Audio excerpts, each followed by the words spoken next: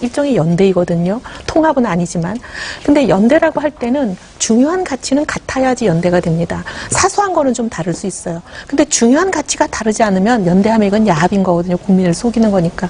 근데 지난 총선에서도 보면 한미 FTA를 재협상해야 된다가 아니라 아예 폐기를 해야 된다고 얘기하시는 분들, 뭐 노무현 정부 때 했던 여러 가지 주요 시책들을 전부 다 뒤집어서 폐기하겠다고 얘기하는 그런 이제 세력들과 손을 잡고 표를 얻으셨어요. 근데 막상 끝나고 나서 그 정당의 여러 가지 문제점이 드러나고 소위 이제 종국 논란이 있지 않았습니까? 그리고 여러 부정선거 논란에 대해서는 민주당도 아마 동의하기는 어려우셨을 겁니다. 근데 그렇게 되니까 또 다시 최근에 그 소위 통합진보당과의 연대를 끝났다. 이렇게 또 연대를 끊어버리신단 말이죠. 굉장히 편리하신 것 같아요. 표가 필요할 때는 중요한 가치가 맞지도 않는데도 그냥 무조건 표를 얻기 위해서 합하는 것처럼 단일화를 하시고 끝나고 나서 한쪽에 또 욕을 먹고 문제를 일으키면은 또 끊어버리시고 이번에는 또 다시 불과 며칠 후에 다시 이분들을 다 하나로 뭉쳐서 연대를 하신다 그러면 국민들 보시기에는 이게 과연 이게 진정성이 있어 보이는 건가 속이는 건가. 거기에서 중요한 가치가 뭐냐를 설정할 때 조금 다른 것 같아요. 예를 들면 한미 FTA나 제주 해군기지 문제 등의 문제가 중요한 거냐.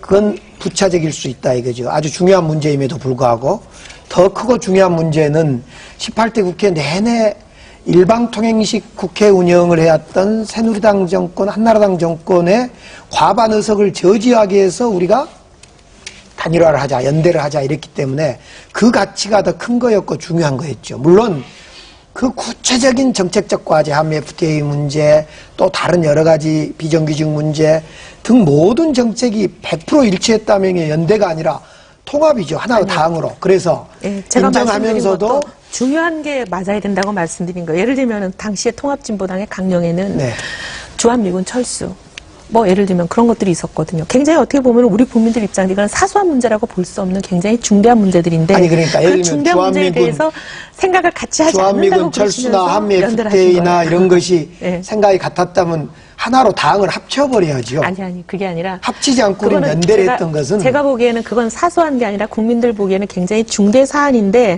사소한 사안이 맞지 않으면 연대는 가능하죠. 근데 지금 중대 사안이 안 맞는데도 연대를 하신 것에 대한 문제 지적을 드리는 다시 거예요.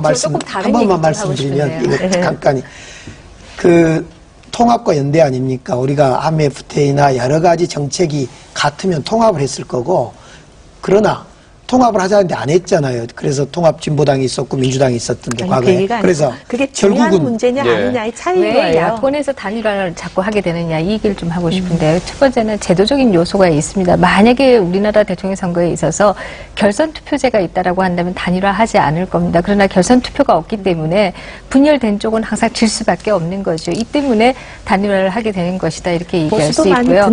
그다음에 또 하나 않았죠. 중요한 요소가 있습니다. 그것은 우리가 이제 미국의 민주당 같은 경우에도 민주당원이면 어느 정당의 당원도 아니다 뭐 이런 얘기를 하는데 그것은 미국 같은 경우에도 공화당보다 민주당이 훨씬 더 이념적인 스펙트럼이 넓습니다. 이 때문에 이쪽은 뭐 굉장히 흩어질 수밖에 없기 때문에 또 모으는 과정들이 계속 필요하다 이렇게 볼 수 있을 것이고요.